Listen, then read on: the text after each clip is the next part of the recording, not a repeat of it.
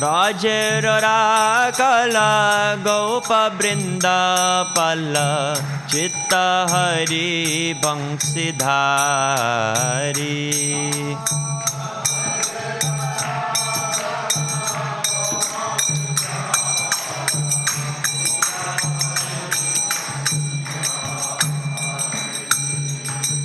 Yogendra bandana Shrinanda nandana Vraja jana bhayahari.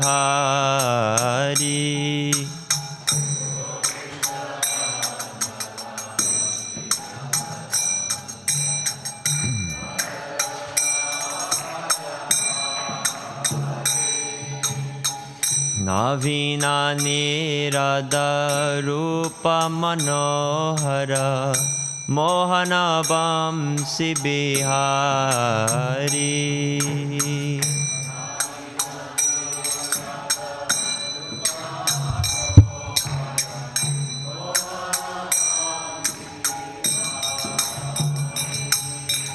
Yashodanandana kamsanisudana nikunjarasa vilasi.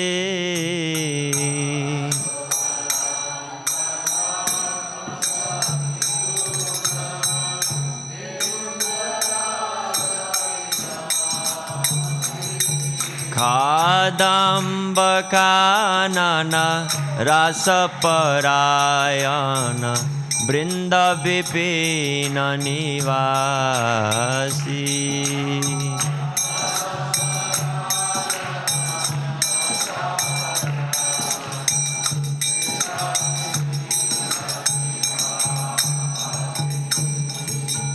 Ananda vardhana prema niketana Phula sarajo jakakama.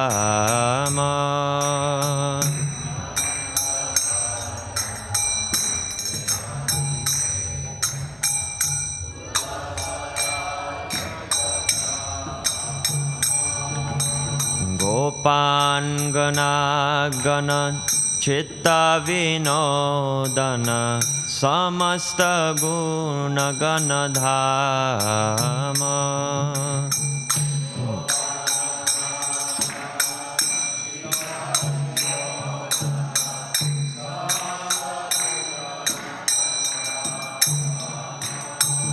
Jamuna jevana kele parayana manasa chandra chakara.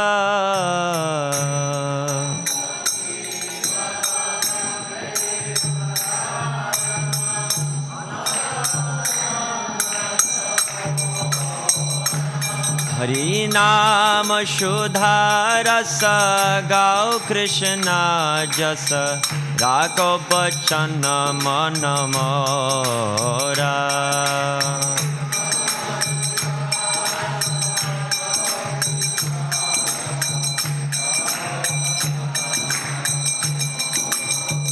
Jaya Radha Govinda Radha Govinda Radhe.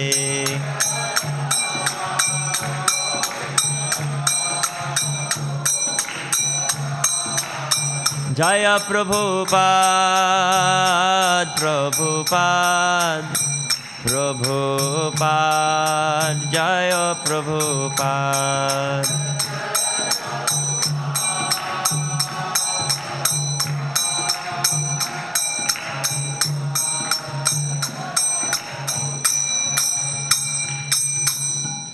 Jayam Vishnupad Paramahamsa Parivrajacharya Stotara Sata Shri Śrimad. His Divine Grace A.C. Bhaktivedanta Swami Srila Prabhupada Ki. Jayam Vishnupad Paramahamsa Parivrajacharya Stotara Sata Shri Śrimad Srila Bhaktisiddhanta Saraswati Thakur Prabhupada Ki. Samaveta Gaur Bhaktivinoda Ki. All glories to the assembled devotees. All glories to the assembled devotees. All glories to the assembled devotees. All glories to Sri Guru and Gauranga. All glories to Srila Prabhupada.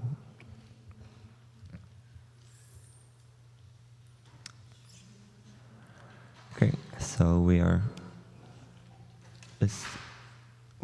studying today Śrimad Bhāgavatam, 3rd Canto, 25th chapter, 20th verse.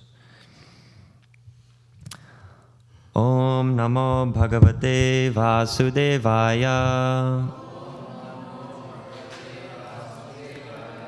Om Namo Bhagavate Vasudevaya. Om Namo Bhagavate Vasudevaya.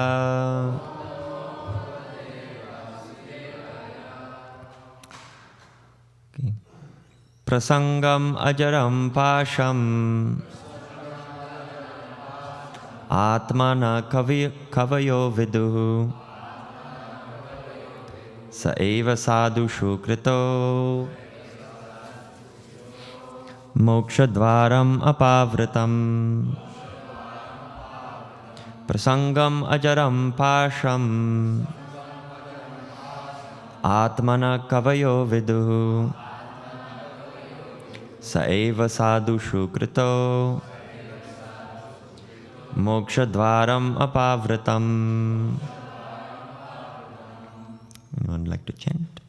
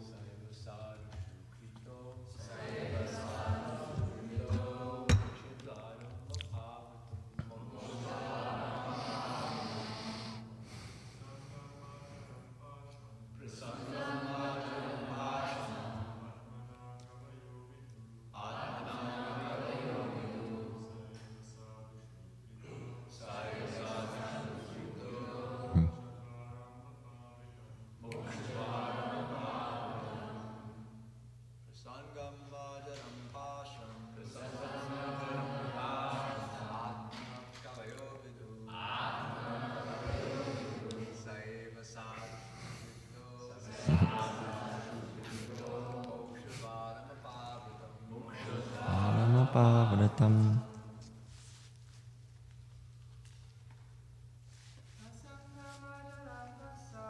Prasangam pasham Atmana kavayo vidu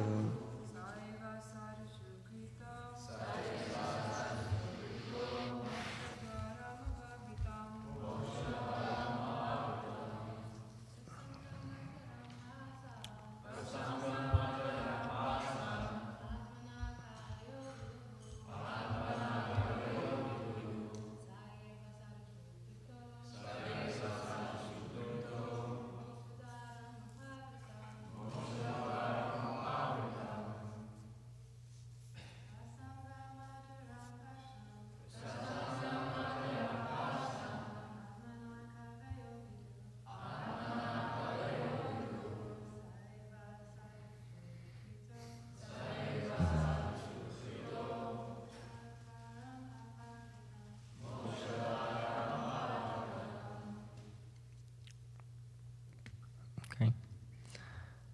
So word for word, prasangam, attachment, ajaram, strong, pasham, entanglement, atmanaha, of the soul, kavayaha, learned men, viduhu, know, saha eva, that same, Sadhushu, to the devotees.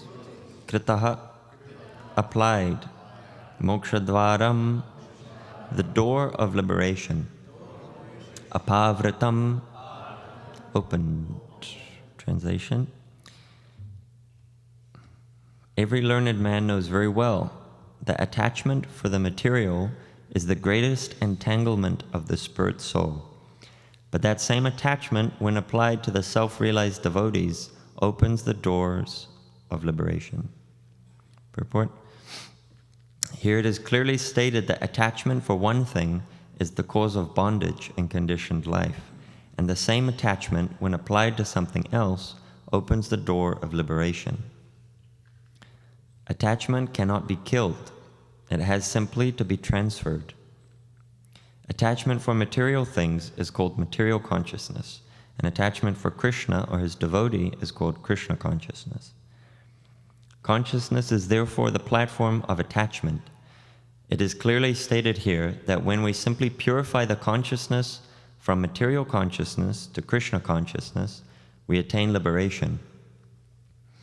Despite the statement that one should give up attachment, desirelessness is not possible for a living entity. A living entity by constitution has the propensity to be attached to something.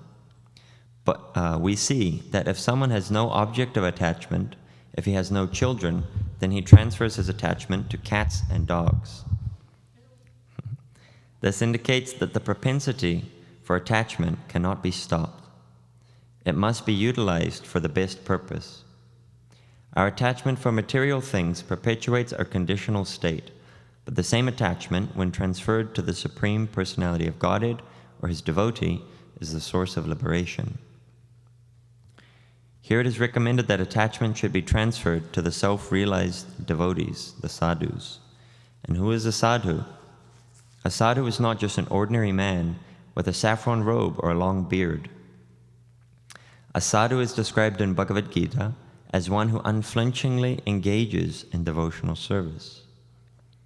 Even though one is found not to be following the strict rules and regulations of devotional service, if one simply has unflinching faith in Krishna, the Supreme Person, he is understood to be a sadhu. Sadhureva samantavya. A sadhu is a strict follower of devotional service. It is recommended here that if one at all wants to realize Brahman or spiritual perfection, his attachment should be transferred to the sadhu or devotee. Lord Chaitanya also confirmed this. Lava matra sadhu sange sarva siddhi hoy. Simply by a moment's association with the sadhu, one can attain perfection. Mahatma is a synonym of sadhu. It is said that service to a Mahatma or elevated devotee of the Lord is dvaram ahur vimuktehe, the royal road of liberation. Mahat sevam dvaram ahur vimuktes tamodvaram yoshitam sangi sangam. Bhāgavatam 5.5.2. Rendering service to the materialists has the opposite effect. If anyone offers service to a gross materialist or a person engaged only in sense enjoyment, then by association with such a person, the door to hell is opened. The same principle is confirmed here. Attachment to a devotee is attachment to the service of the Lord, because if one associates with a sadhu, the result will be that the sadhu will teach him how to become a devotee, a worshipper, and a sincere servitor of the Lord. These are the gifts of a sadhu. If we want to associate with a sadhu, we cannot expect him to give us instructions on how to improve our material condition, but he will give us instructions on how to cut the knot of the contamination of material attraction and how to elevate ourselves in devotional service. That is the result of associating with a sadhu. Kapila Muni first of all instructs that the path of liberation begins with such association. Okay, please chant along. Om Jnanatimirandasya Jnananjana Shalakaya Chakshurunmilitam Yena Tasmai Shri Gurave Namaha Shri Chaitanya Manobhishtam Sthapitam Yena Bhutale Swayam Rupa Kadamayam Dadati Swapadantikam Vandeham Shri Guru Shri Yuta Padakamalam Shri Gurun Vaishnavam Sacha Shri Rupam Sagra Jatam Sahagana Lalita Shri Vishakan Vitam Sacha. Hey Krishna Karuna Sindho Dinabandho Jagatpate Gopesha Gopika Kanta Radha Kanta Namostate Tapta Kanchana Gaurangi Radhe Vrindavaneshwari Vrishabhanu Sute Devi Pranamami Hari Priye. Jaya Shri Krishna Chaitanya Prabhu Nityananda Shri Advaita Gadadhara Shivasadi Gaura Bhakta Vrinda. Hare Krishna Krishna Krishna Hare Hare Hare Rama Rama Rama Hare Hare.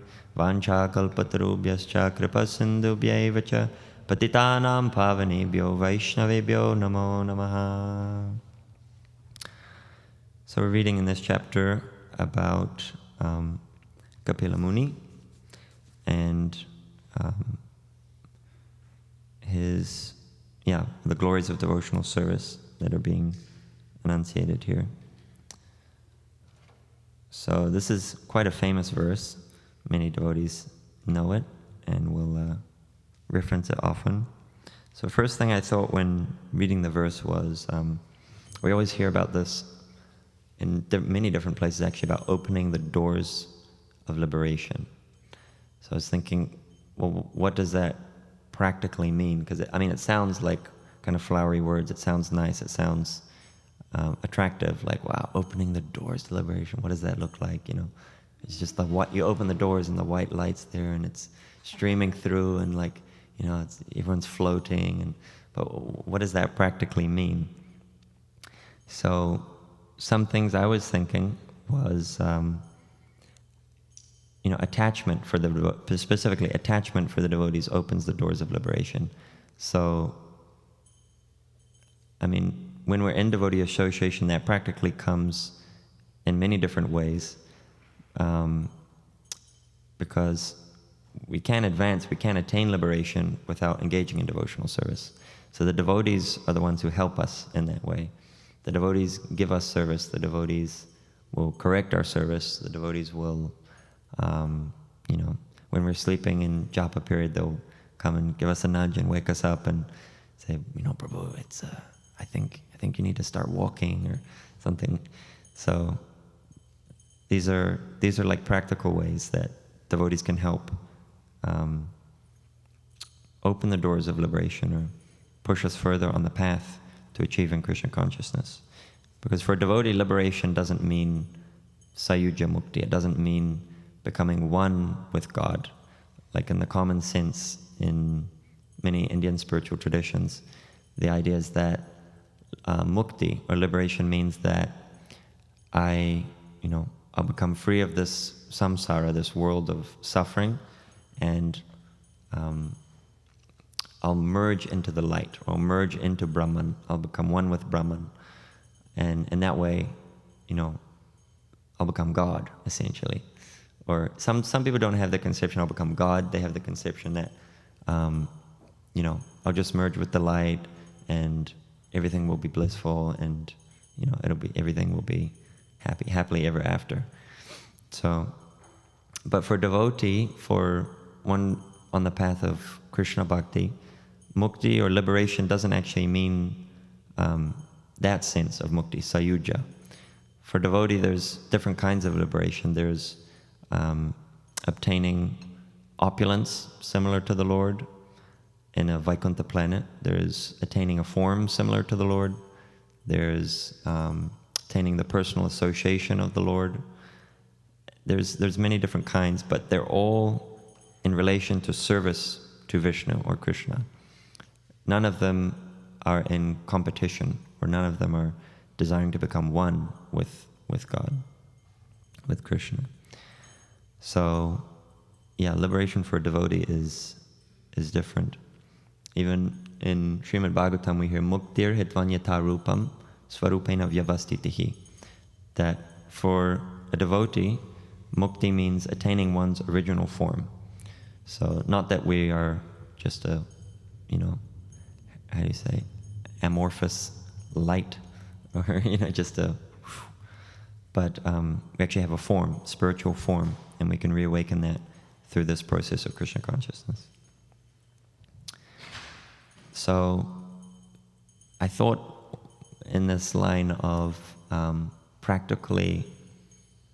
liberation practically, trying to think of it in tangible sense, that the devotees help us in this way. Attachment to devotees and the interaction with devotees, they help us in this sense, in that in this world we can actually directly see Krishna, Swayam Bhagavan, Swayam Rupa Krishna, and interact with him and feed him and all these kinds of activities that we can with devotees, we can with the personalities around us who are practicing Krishna consciousness. So, but there are some things we can see, there are some manifestations of Krishna that we can see even in this world. So, would anyone like to share what their perceptions may have been of this? How can you see Krishna in the world? No, his deity form, that's one. Archa Vigraha, the deity form. Archa Vigraha.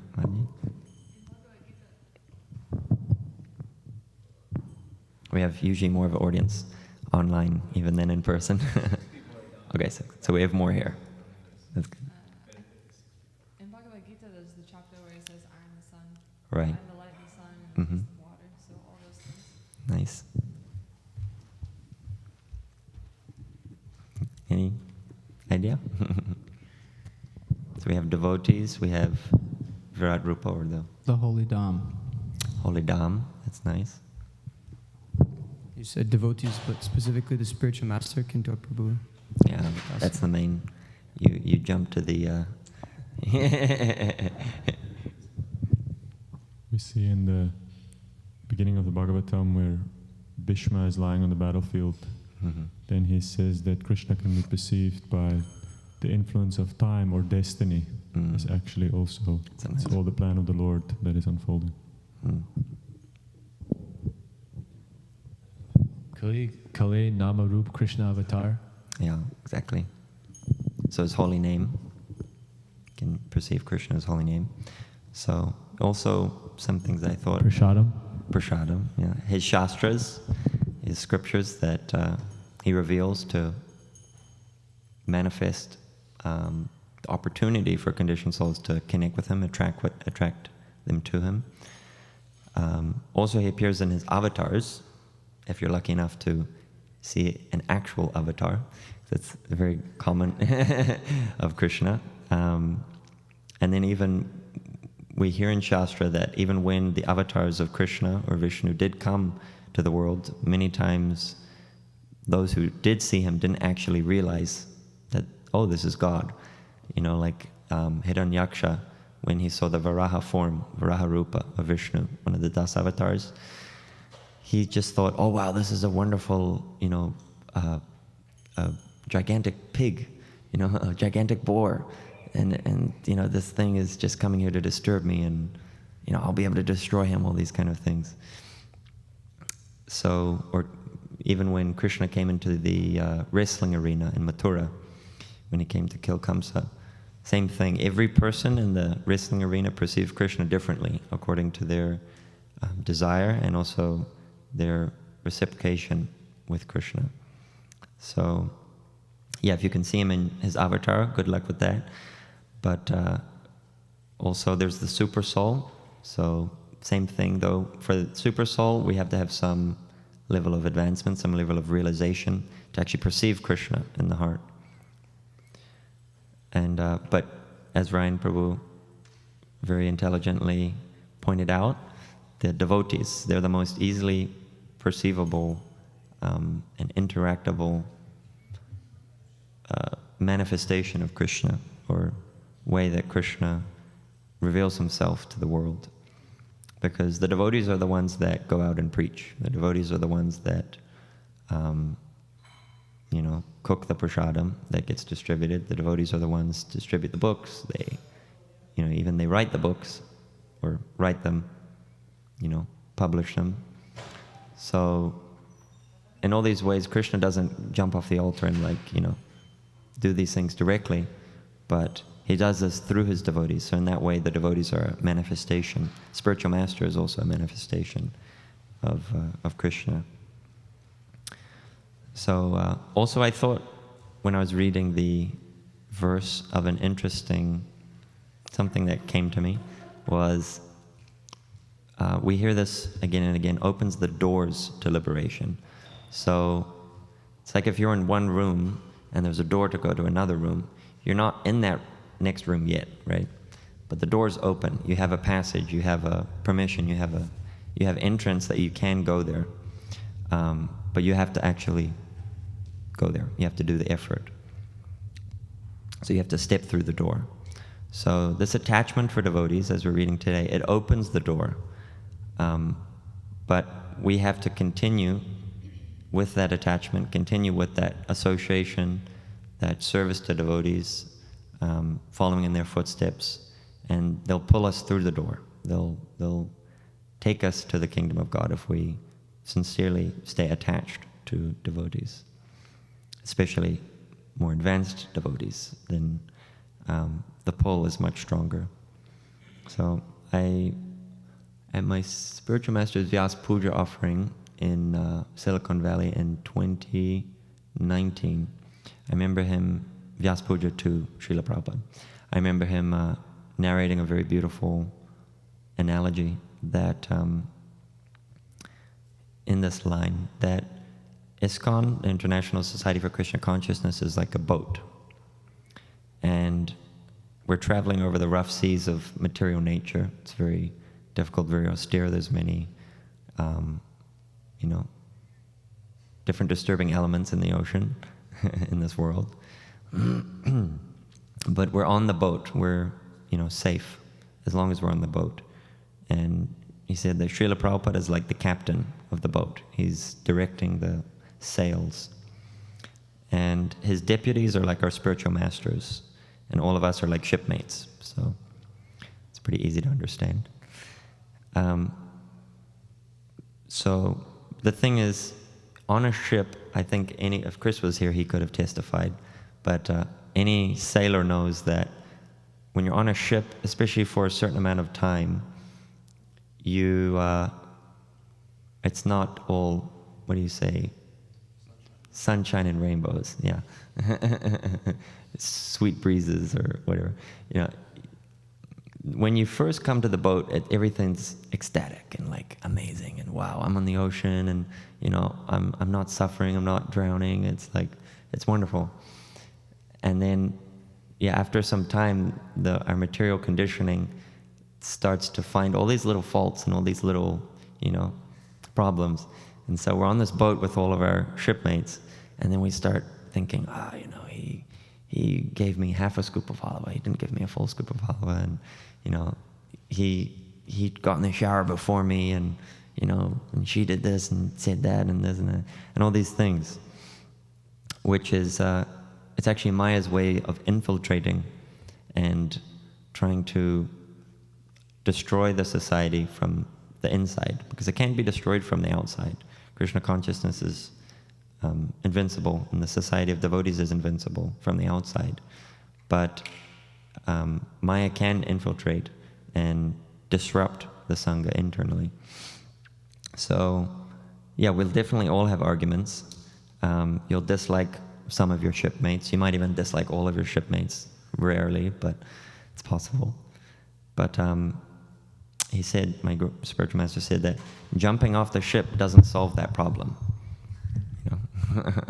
Jumping off the ship, deciding to disassociate yourself from devotees and being in their presence, being in their,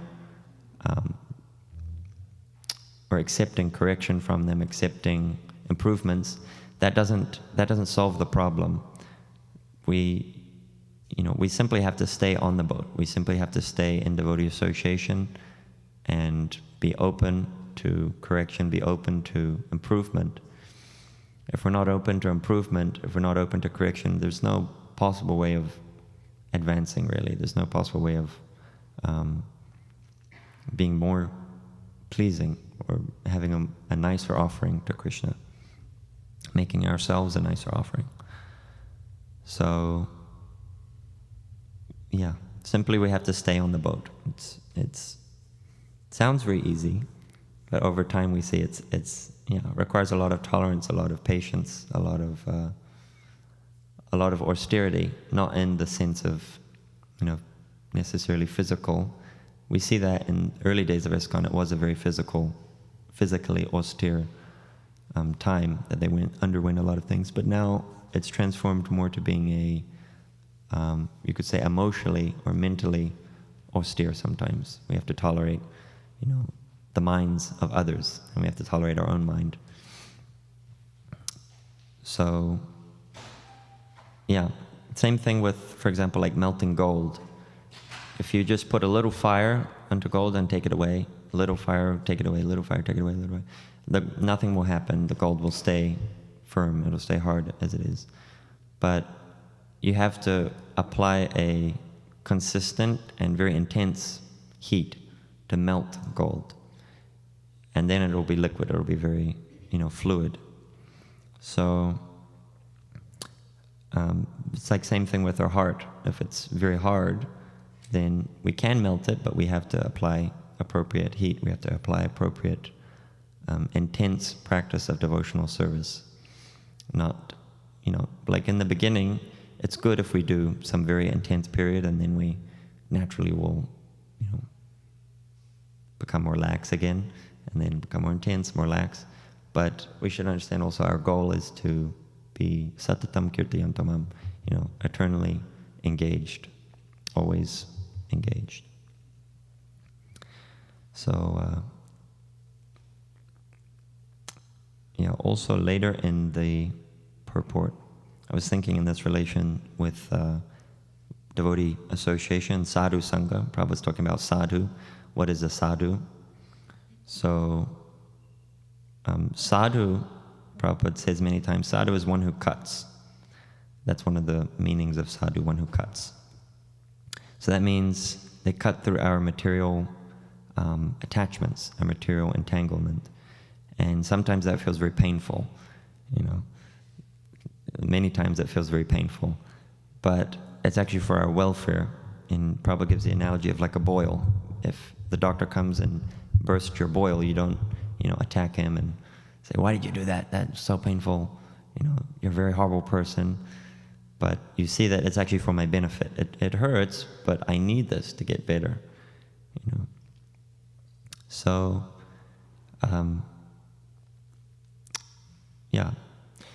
also in this connection, it's said that sadhu or guru, they have two functions. One is kripa, giving mercy, and one is vancha, cheating. And why is that? Does anyone know why they have these two functions? Or in what way they have these two functions? Well, they give mercy to those who, like that's the way they come, they give mercy. Mm-hmm. But then there's some people that, in the guise of trying to get mercy, they really just want other things. Mm-hmm.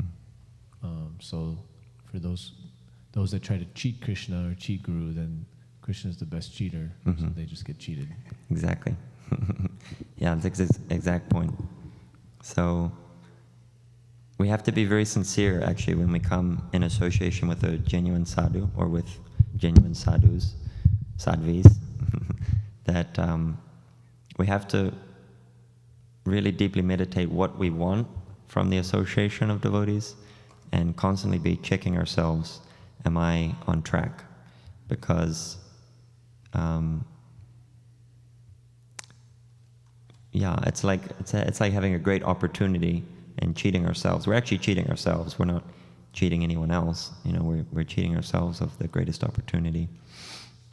So we have to open ourselves up actually to receive the mercy, receive the kripa of the devotees, and try and purify ourselves of that vancha, or cheating propensity and cheating desire.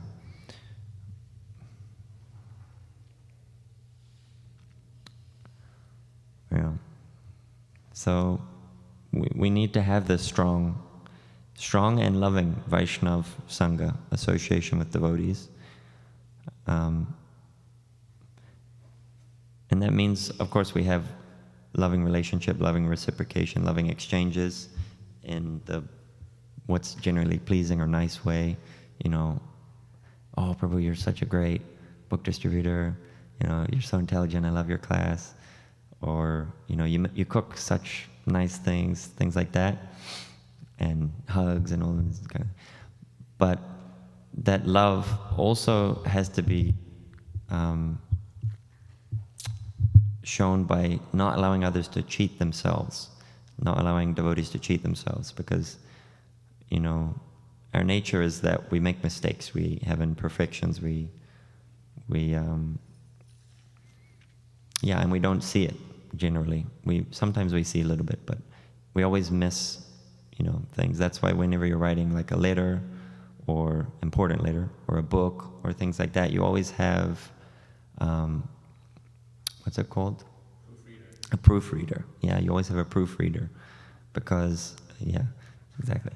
Because they'll catch all the things that you don't, you know. So this is the same principle of having senior devotee association, or a counselor, or a guide, that kind of thing, or a spiritual master, because they catch the things that we don't catch, you know, and they can point it out if we'll accept it. That's the main thing. We have to accept correction. We have to accept those things from people that we have trust and faith in. So sometimes love means being hard or correcting, showing that affection means to correct someone. But yeah, of course it has to be done in a way that's truthful and pleasing, right? So, yeah, Prabhupada is saying in the purport that a living entity, by constitution, has the propensity to be attached to something. So I thought this was quite an interesting purport. And it reminded me of listening to a lecture by Bhakti Swami Maharaj, that he was saying, because someone asked him something like, you know, what if I love my family, or what if I love my, you know, friends, or what if I love, he kept using the word love. And then Bhakti Swami said something interesting. He was saying that love is actually an energy that connects, right? So, I mean, for devotees, we would say love means, Prabhupada particularly would translate love or bhakti as service, you know, devotional service. It's an activity. It's something that you actually show, you do. So love is an energy that connects, and it can connect the jiva, it can connect the soul with different other energies according to its desire. So, you know, this love or this connection can connect us with Krishna, can connect us with other living entities, jivas. It can connect us with the external energy, Maya. So we have that choice where to connect with as a soul, you know, as an energy. We can connect with all these different things, but we understand ultimately we won't be satisfied until we connect with the original energy, the original person, Krishna, that we're meant to have this loving relationship with. If we try separately to love or to be connected with the energy of Krishna externally, or other jivas, not in relation with Krishna and his service, then we find that it's not satisfying. You know, we don't actually experience the happiness that we thought we would, you know. So, but by connecting with Krishna, we can actually love all living entities, and then when we do show affection or different things towards others in Krishna consciousness, then it is actually satisfying.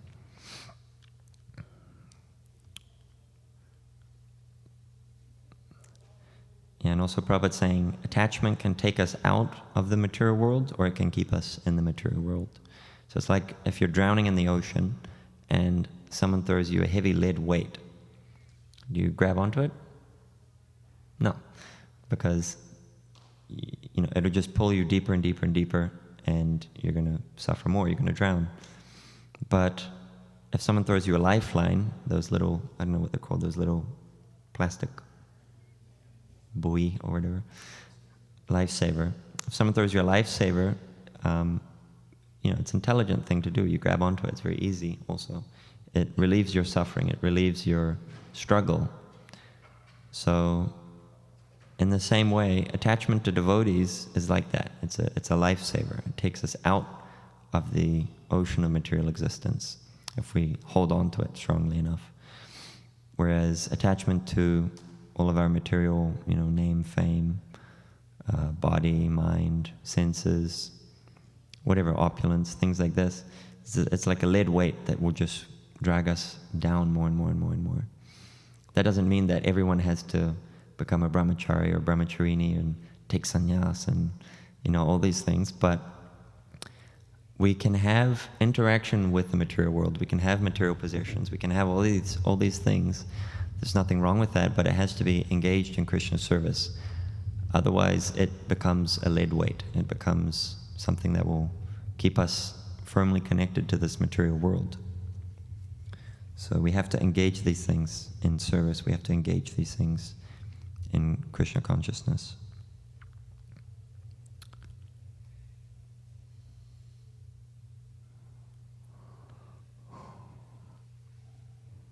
Yeah. So Prabhupada's also saying consciousness is the platform of attachment. So I thought this was interesting. Yeah, consciousness is the platform of attachment. So that means that how we connect with everything is through consciousness. So we use cell phones, we communicate, we discover things, we want to do research or whatever. We speak, this is another manifestation of consciousness. There's visual sign language. Sometimes on Harinam, if someone starts getting very tense in front of the Harinam, okay, he's communicating something. He's displaying his consciousness. Whereas if you look at a stone, I think crazy things like that. And you're like, I don't know what your consciousness is doing. But so these are symptoms of consciousness. You can see these are energy. These are energies, jivas, living souls, and they're manifesting their desire. They're manifesting their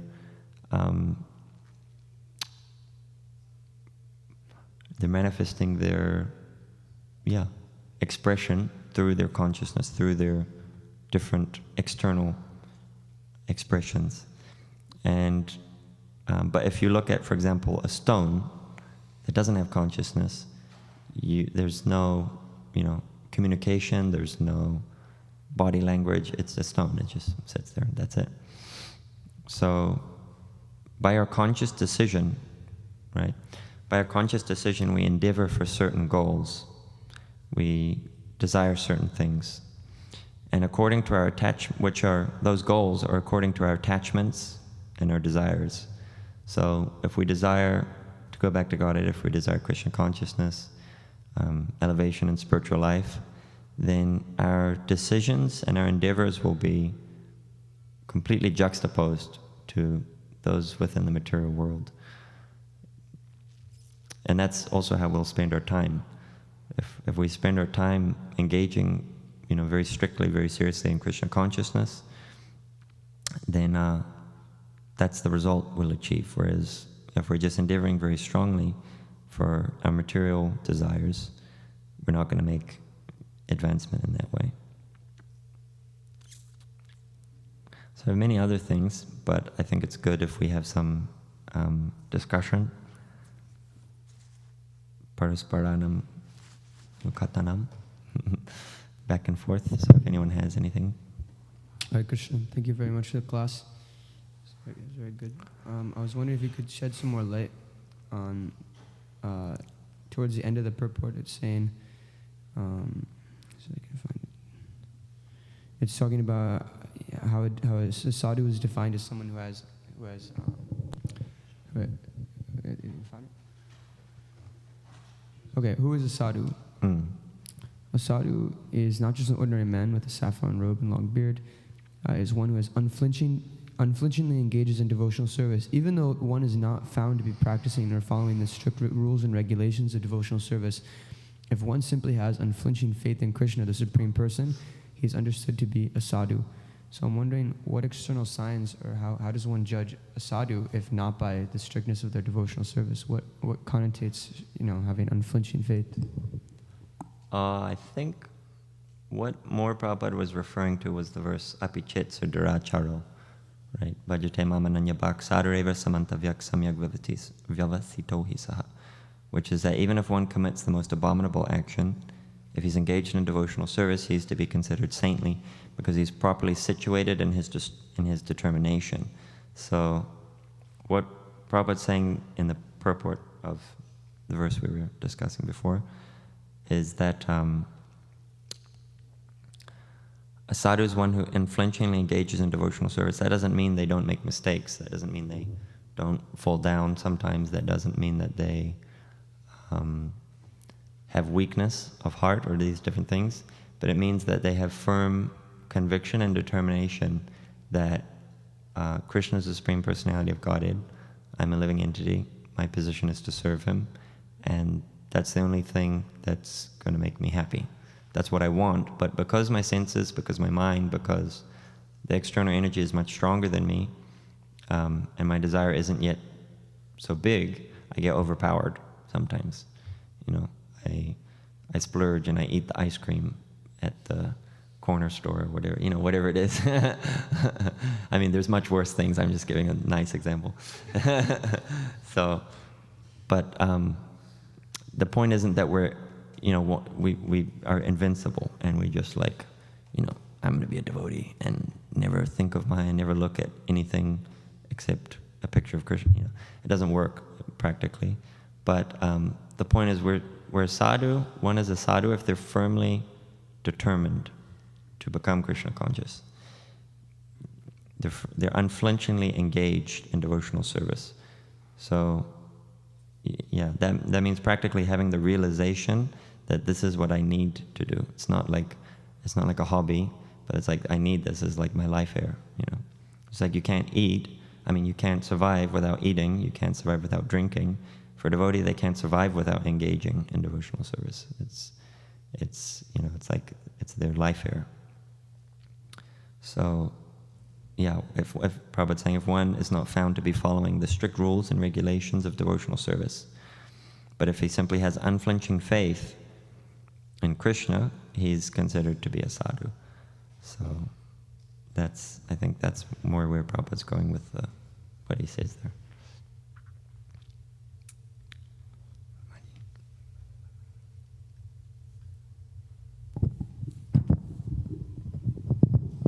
Hare Krishna, such a nice class. Thank you.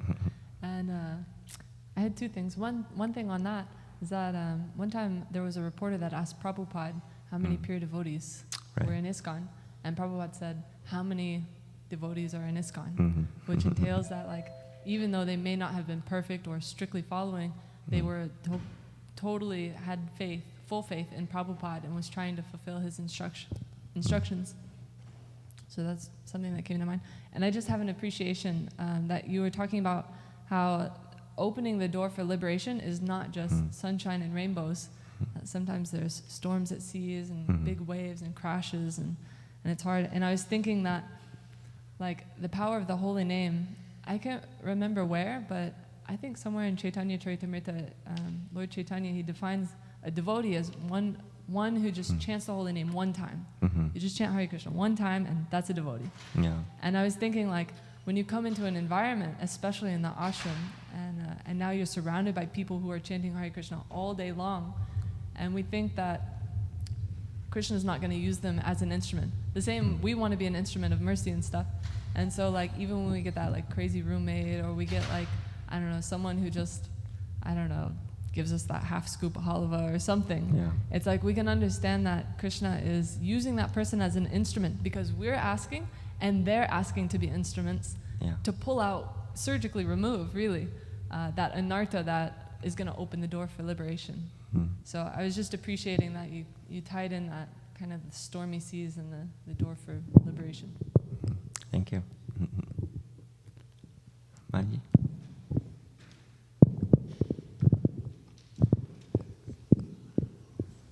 You need a full scoop.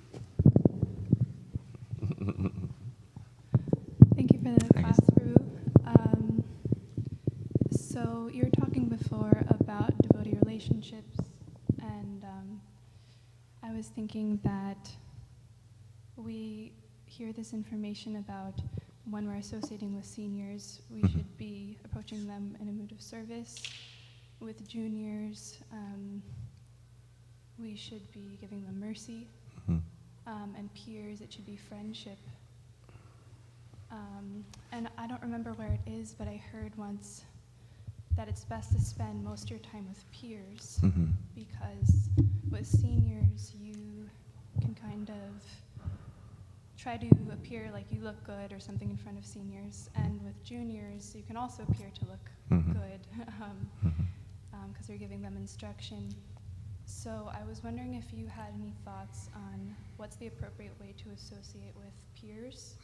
What is the ideal of this peer friendship in Krishna consciousness? Well, that's a big topic, but thank you for bringing that up. That's a nice point.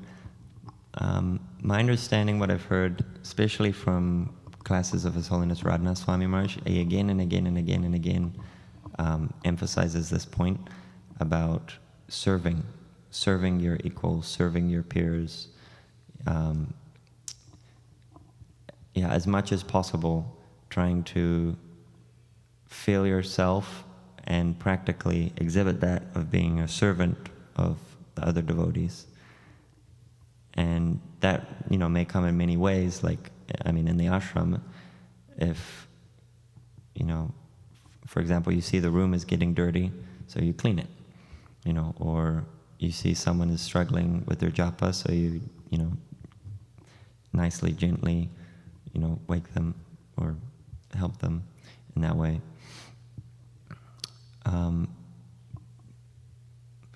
So those are some ways to, associate with peers in a conducive manner for Krishna consciousness, and also to always be hearing and chanting together, discussing Shastra, discussing the glories of Krishna, glorifying Krishna, glorifying his devotees. And that way it's like a insulation from Maya entering into the relationship. Because as soon as you start talking about, politics or whatever's going on in the world, or, all these different things, it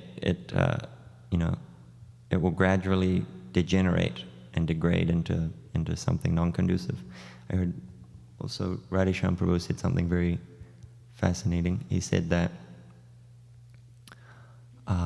the mind or the tongue, one of those, the mind or the tongue is like a train, and it has many stops, And so generally when you begin a conversation, it starts with one thing. But if you let the mind and the tongue just keep going without any control, the last stop is fault finding. It'll gradually just become speaking this or that, or, he was a great cook. Yeah, but this was not so good. The chants wasn't perfect, and he didn't come to morning program, and so we have to be careful to insulate ourselves from that kind of situation by always, discussing back and forth glories of Krishna, his devotees, intricate points of Shastra, and these different kinds of things. And also one reflection on what you were mentioning about seniors, that it's correct that generally it's advised we associate primarily, or 50% of our time with our peers, 25% with seniors, 25% with juniors. And with seniors, you were mentioning that, sometimes that makes us look good. And that's true, like you follow behind Guru Maharaj and you're carrying his bag, and all the camera flashes are going, and you're there and like you're looking nice and all that. So that's there. The other aspect, the danger of associating with senior devotees is our mundane perception. We see them as an ordinary person, Guru Maharaj is, Guru Maharaj, he goes to the toilet like I do and uses the restroom. He brushes his teeth like I do. He eats like I do. All these things. So it's actually, when they're in the association of the spiritual master or very advanced devotees, they have to be very careful to guard their mind against seeing things in that way. It's actually quite an austerity. It's not so easy just being in the association of advanced devotees. Some people think like that, like, well, if I could have just been with Prabhupada and, all these things. But if you listen, if you talk with Shrutakirti Prabhu, he'll say it's not that easy. It's extremely purifying, and you have to be even more careful not to fall into that mentality, of seeing them as just a ordinary person. And I had some experience with that. Like, I was serving my Guru Maharaj at his ashram for like 7 months, and sometimes that tendency to be very, make a joke here and there or a casual. And sometimes when it's according to the senior devotee, if they are in the mood and they want that, then it's great, it's pleasing. But a few times I was caught you make like a little joke and then just look at you and, no, it's not the time. So, with senior devotees, we have to be always careful of that tendency to take their association cheaply or see them as ordinary persons. So, it's 9:01 and 48 seconds. So, I think we have to stop here, but thank you all for your association and coming to here. Hare Krishna. Contra Śrimad Bhāgavatam ki jai.